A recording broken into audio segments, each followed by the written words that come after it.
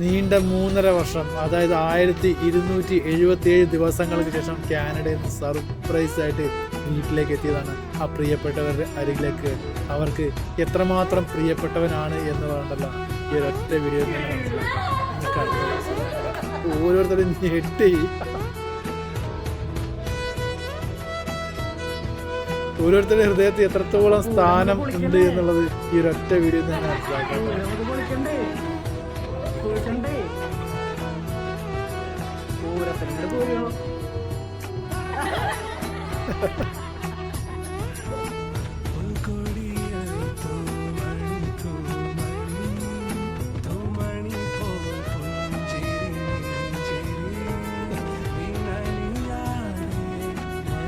എല്ലാരും അവരുടെ അടുത്ത് പോയി ഞെട്ടിക്കുക കേട്ടാ.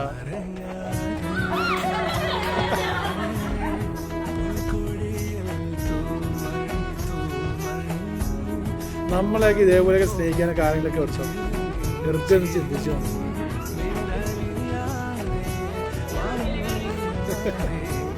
കരഞ്ഞ്